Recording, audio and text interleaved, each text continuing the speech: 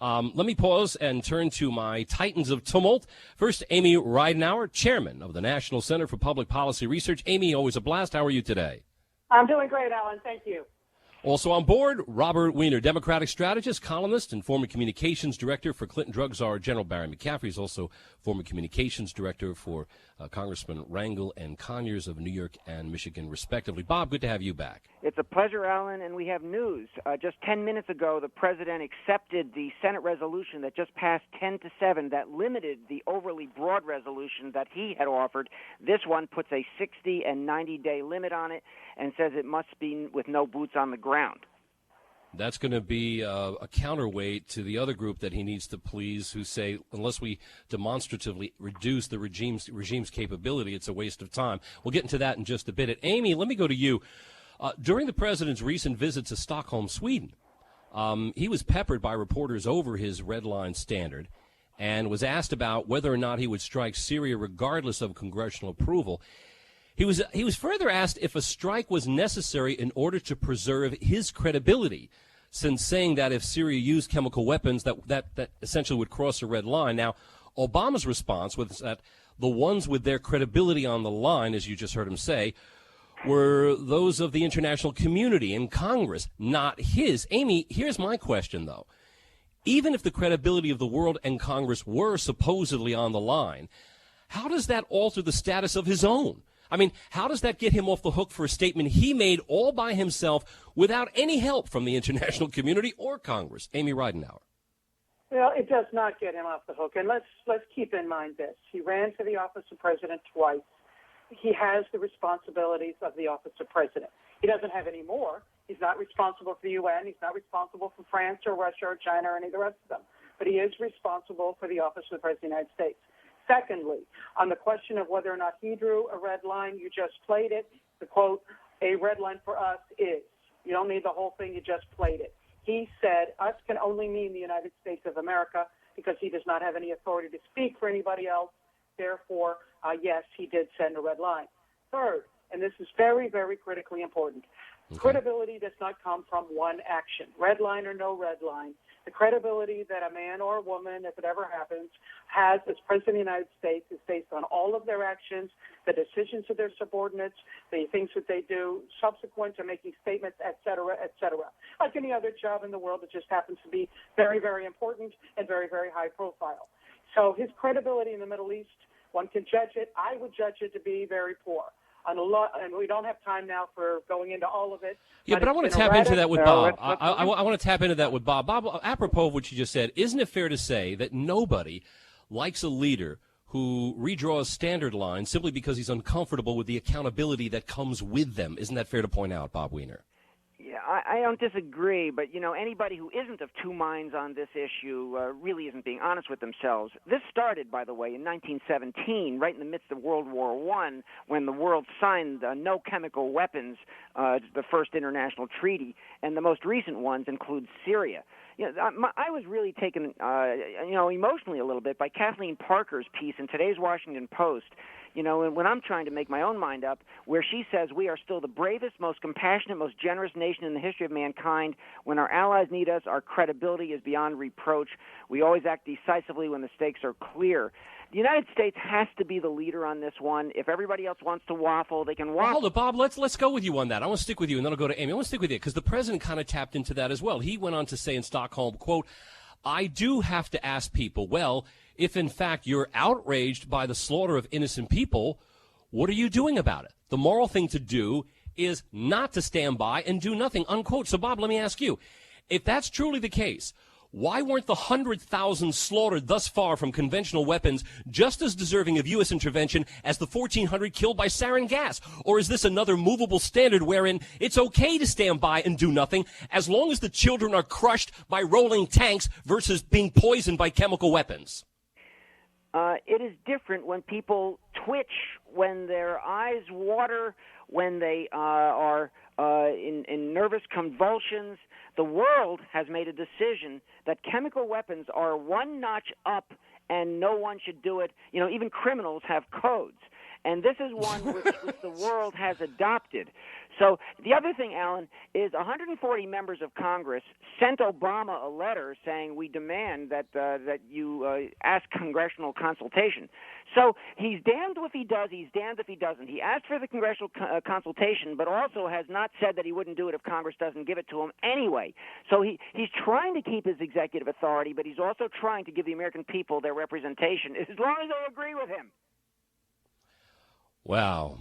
It's a rough situation because I'm telling you, these are consequences of his own making, and he can't blame anybody else. But Bob, I'll tell you what: when somebody outwardly says, this would cross a red line, this would alter my dynamics, my calculations, or what have you, and to then later saying, hey, it's not really my red line, it's others.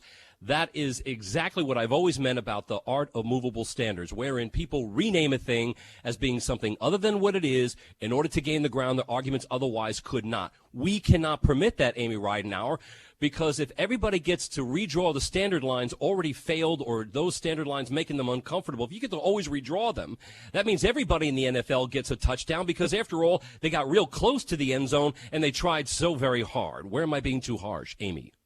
Well, you're not being harsh at all, and I'd like to address three of the things that Bob said. First of all, he said he's making up his own mind. I find that interesting because 9 days ago he was opposed to going into Syria. I guess I'm out of time. Maybe you can come back to me when we get back. We'll do exactly that. As usual, never enough time. Guys, stick with us. We have Bob Weiner and Amy Ridenhour, my Titans of Tumult, going to be hanging around. We'd love you to do the same. You are with the Alan Nathan Show. Going to be right back. We have, assisting me in the Opani Department, my Titans of Tumult. First, Amy Ridenhour, chairman of the National Center for Public Policy Research.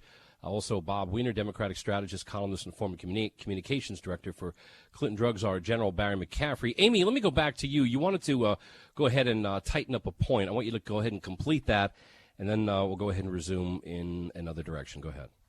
Okay, just finishing with what Bob, or response to what Bob said. Secondly, the world does not make decisions. I know maybe he meant that as a consensus opinion, but it's important for us as Americans to keep in mind that the authority to govern comes exclusively from the consent of the governed.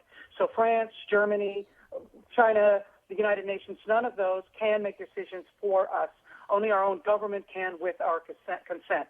And then finally, on the question of why are chemical weapons considered to be different than, say, just killing everybody with a whole lot of bullets or any other way. This is why. There's two sets of weapons that historically have been considered sort of separate. Chemical weapons coming out of World War I, nuclear weapons coming out of World War II. Now, they're both deterred for a couple of reasons, one of which is because a chemical or nuclear weapon can sort of reduce the discrepancy of power between a big country or an established country and a small country or, more concerned right now, a terrorist group. A chemical weapon in the hand of a terrorist group, chemical weapon or nuclear weapon in the hand of one can do tremendous damage, far more than a tank or even an airplane into the World Trade Center. So all the big governments, all the established countries do not wish to have chemical weapons or nuclear weapons because they can't control them. I mean, the Cold War itself was pretty awful. We had all those weapons in Russia, all the ones in the United States. We all could have killed each other. But at least we know who had them over there. They knew who had them over here. There was some ability to have some judgment as to who was going to do what. We do not have them when chemical and nuclear weapons are free.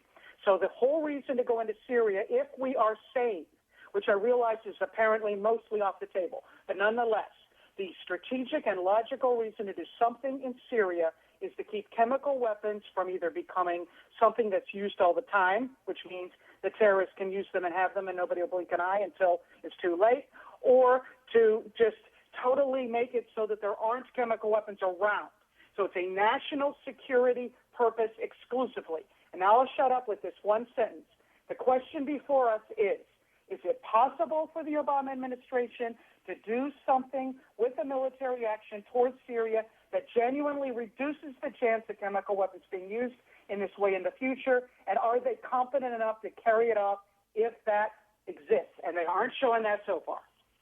Bob, to you, also in Stockholm, the president said, quote, I didn't set a red line. The world set a red line. He added that the world set a red line when governments representing 98% of the world's population said the use of chemical weapons are abhorrent and passed a treaty forbidding their use when countries are engaged in war, unquote. Now, Bob, It's true that the world's population deemed chemical weapons abhorrent, but since UN resolutions are only as valid as their enforcement, and given that the world community was quite comfortable not enforcing these same UN resolutions when violated by Iraq's gassing of the Kurds in 1988, killing 5,000, why are they so paramount now? I mean, Hussein gassed over twice the number gassed by al-Assad and received nary a blip of objection from either the U.S. or the world community. Why the difference, Bob Weiner? Well, that was one of the reasons we went in and why a lot of Democrats voted for that war, holding their noses and later regretting it because more chemical weapons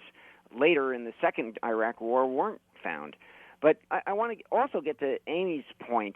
But doesn't everybody remember that UNSCOM had destroyed 85% of a list itemizing all the WMDs, and when Saddam Hussein sequestered those inspectors into the Baghdad hotel, what remained was still 15%. Now, that 15% was still likely to be there simply because the previous 85% had been found and destroyed. But again, I always thought, as I mentioned a few segments ago, to me, we have to remember, and unfortunately not enough people do recall this, but I try to remind people of it as often as I possibly can. But there was a legal argument, and that's the one I embraced versus the WMD. I've always stated this. The first Gulf War ceasefire was contingent upon Saddam Hussein's compliance with the terms of surrender as set forth at Safwan Air Base in Iraq on March 3rd, 1991, okay?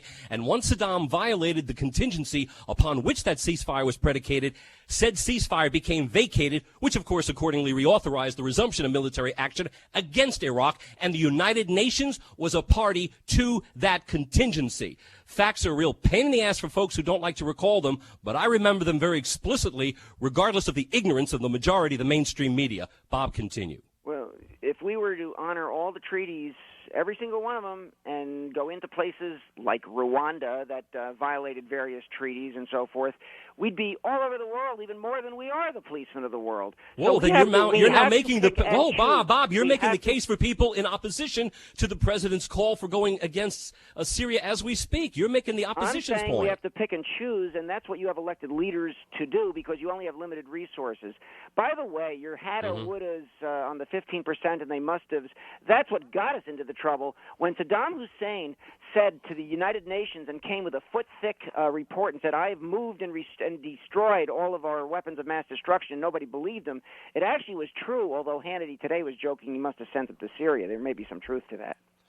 Well, there was a lot of movement, a lot of truck movement. But they were not in Iraq, and that is the flaw. But what we do know, and this is empirically verifiable, when UNSCOM was destroying all those weapons of mass destruction, they were doing so methodically, consistently, and quite easily because Saddam Hussein's list of their whereabouts was spot on. When they got 85% through the list, then they were sequestered. It takes a real dumbass not to understand that in all likelihood, a monster like Saddam Hussein with 15% not yet addressed is more likely to keep them than to get rid of them on an honor system. But anyway, speculation is what got us in trouble, Alan. It's not my speculation. I referenced only facts. But guess what? I still at the time, even though I referenced it as I just stated, always said the WMD wasn't necessary anyway because they violated the terms of surrender. And any time you do that, we have the right to resume military action. Have the right, but that's where the discretion comes into play in the decision-making. And by the way, in terms of your quote about Kerry saying it was going to be limited and the president saying it's going to be limited,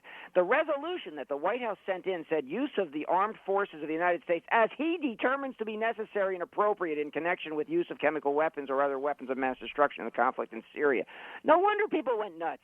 That non-limitation, which even Chris Van Hollen came out and said was overly broad and it was a blank check, could not go forward. So the White House didn't, I got to be honest with you, they didn't know what they were doing in this one. Congress had to take it over. They were also jumping around, Amy Ridenhour, to you from one movable standard to the next. They get cornered or they're shown to be weak in a particular point, and they jump from one rail to another. For instance, Amy, Obama also argued in Stockholm, quote, Congress set a red line when it indicated in a piece of legislation titled the Syria Accountability Act that some of the horrendous things that are happening on the ground there need to be answered for, unquote. But the president forgets, Amy, that the Syria Accountability Act is about economic sanctions and mentions nothing about unilateral military force.